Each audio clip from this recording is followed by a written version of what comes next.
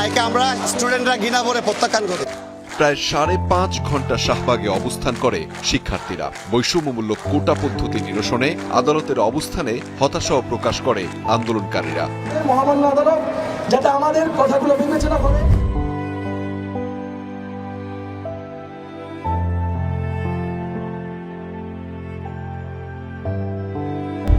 সংসদ থেকে বাস্তবায়ন হোক, যেন এই বাংলাদেশ মেধাবীদের মাধ্যমে একটি সোনার বাংলা, যে স্বপ্নের বাংলা, সেটি আমরা প্রতিষ্ঠিত করতে পারি। শিক্ষার্থী প্রতিনিধি রয়েছে, তাদের সাথে সমন্বয় করব, গণসংযোগ করব, করে আমরা বুধবার কঠোর কর্মসূচি দিব। শিক্ষার্থীরা বাংলা প্রটেক্ট কর্মসূচি অব্যাহত রাখবে।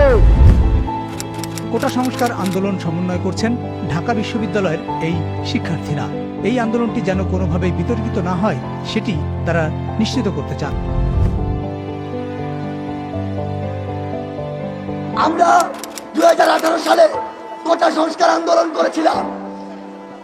তখন মাননীয় প্রধানমন্ত্রী সংসদে বলেছিলেন বাংলাদেশের প্রথম ও দ্বিতীয় শ্রেণীর চাকুরিতে কোনো কোটা থাকবে না, এবং তার সেই কথার ভিত্তিতে একটি পরিপত্র জারির মাধ্যমে বাংলাদেশ থেকে প্রথম ও দ্বিতীয় শ্রেণীর সকল কোটা দূর করা হয়।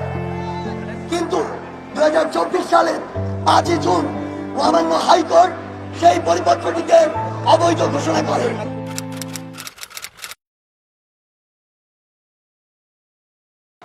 আমাদের একটি গুরুত্বপূর্ণ কথা হচ্ছে, আমরা মুক্তিযোদ্ধাদেরকে শ্রদ্ধার সর্বোচ্চ আসনে রাখতে চাই।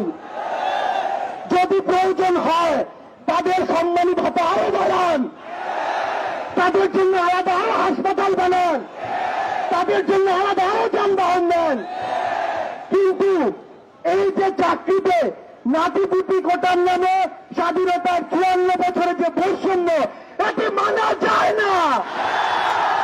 এটি স্বাধীনতার চেতনার সাথে সবচেয়ে বড় অন্যায়। 12 সদস্যের প্রতিনিধি স্মারকলিপি নিয়ে বঙ্গভবনের পথে। রাষ্ট্রপতির সামরিক সচিবের কাছে 3 পৃষ্ঠার স্মারকলিপি দিয়ে প্রায় আধা ঘন্টা পর বঙ্গভবন থেকে বেরিয়ে আসে প্রতিনিধি দল।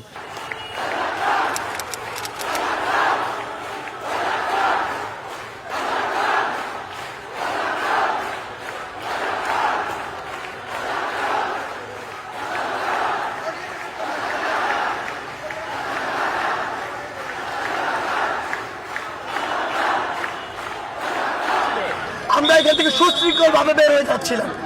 ইভেন আমাদের কেউ একজন বলতে পারবে না যে আমরা একটা ডিল পর্যন্ত ছুঁড়েছি। আমরা বের হয়ে ক্যাম্পাস থেকে বের হয়ে যাচ্ছিলাম। আমরা তো ক্যাম্পাসে থাকার জন্য আসলে বের হয়ে যাচ্ছিলাম। তারা পিছন থেকে সাউন্ড গ্রেনেড ছুঁড়েছে, ককটেল ছুঁড়েছে, টিয়ার গ্যাস ছুঁড়েছে। এগুলোর কারণ কি? তার মানে তারা ইচ্ছা করে পরিস্থিতি অস্থিতিশীল করতে চায়। শুরু থেকে ডে 1 থেকে আমরা সবসময় শান্তিপূর্ণভাবে আমাদের দাবি আদায়ের চেষ্টা করেছি। শাহবাগে আমরা তাই করার চেষ্টা করেছি। কিন্তু তারা ক্ষমতাসীন ছাত্র সংগঠন কিংবা সরকারের ইশারায় বিভিন্ন সময় ছাত্রদেরকে উত্তেজিত করা হয়েছে এবং দায় দায় হয়েছে। দুজনকে মেরে তারপর হচ্ছে আপনারা যা ইচ্ছা তা করেন। আমরা দুজনকে মেরে হল কখনো চলবে, হল কেন চলবে? বেশি চোখ আমার চলতেছে, তারপর হল যাইতে বলছে। এখন আমাদেরকে থামানোর জন্য এই যুক্তি আমরা রায় বের করতে হবে, আদারওয়াইজ আমরা হয়ে থাকবো, হল ছাড়বো না। বিজয় 71, মহসিন হল সহ বিভিন্ন হলে ছাত্রলীগের নেতারা বিশ্ববিদ্যালয় প্রশাসনের সহযোগিতায় আন্দোলনকারী শিক্ষার্থীদের উপর হামলা চালিয়েছে। যে জিনিসটি এখনো ঢাকা বিশ্ববিদ্যালয়ে হচ্ছে এবং এর দায় ছাত্রলীগ, সাদ্দাম হোসেন, শেখ ইনান সহ ঢাকা বিশ্ববিদ্যালয়ের বাজারুল কবির স্বয়ন কিংবা যে আমাদের সৈকত রয়েছেন, তাদের সবাইকে এই দায়গুলো নিতে হবে। তারা পরিকল্পনা করে এই কাজগুলো করছে।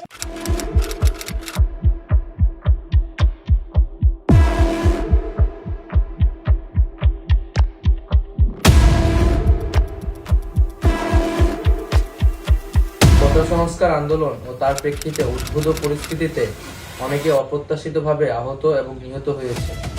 তাছাড়া রাষ্ট্রীয় স্থাপনায় অগ্নিসংযোগ সহ নানা সহিংস ঘটনা ঘটেছে। আমরা এই সকল অনাকাঙ্ক্ষিত ঘটনার তীব্র নিন্দা জানাই এবং সুষ্ঠু তদন্ত সাপেক্ষে দ্রুত বিচারের দাবি জানাচ্ছি। আমাদের প্রধান দাবি ছিল কোটার যৌক্তিক সংস্কার, যা ইতিমধ্যে সরকার পূরণ করেছেন। এখন শিক্ষার সুষ্ঠু পরিবেশ নিশ্চিত করার লক্ষ্যে দ্রুত শিক্ষা প্রতিষ্ঠান খুলে দেওয়ার জন্য সরকারের প্রতি জোর আহ্বান জানাই। সার্বিক স্বার্থে আমরা এই মুহূর্তে থেকে আমাদের কর্মসূচি প্রত্যাহার করছি। সরকারের পদত্যাগের এক দফা দাবিতে আগামীকাল থেকে অসহযোগ আন্দোলনের ডাক দিয়েছে বৈষম্য বিরোধী ছাত্র আন্দোলন। প্রিয় বন্ধুগণ, আজকে আমরা জানি জনগণের দাবি কি।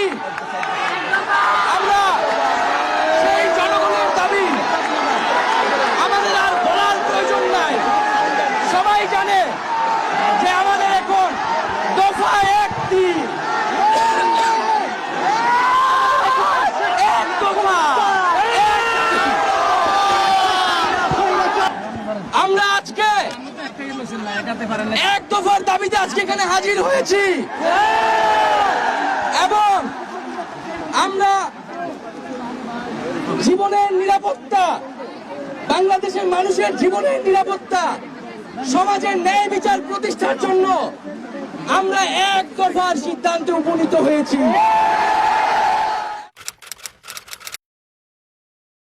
হয় সেনাবাহিনী পদত্যাগ করে পেছনের দরজা দিয়ে দেশ ছাড়লেন শেখ হাসিনা। বিক্ষোভের মুখে বাংলাদেশের কোনো প্রধানমন্ত্রী দেশ ছেড়ে পালানোর প্রথম নজির গড়েছেন শেখ হাসিনা।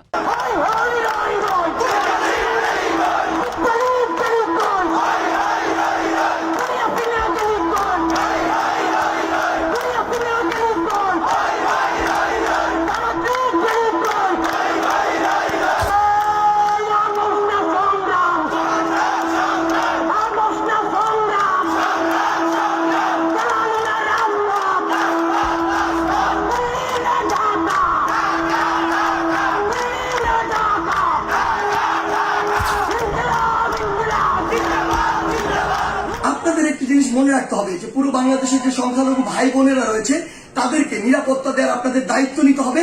তাদেরকে যেন কেউ স্পর্শ না করতে পারে, এটি দিয়ে কোনো ইস্যু যেন তৈরি না করতে পারে।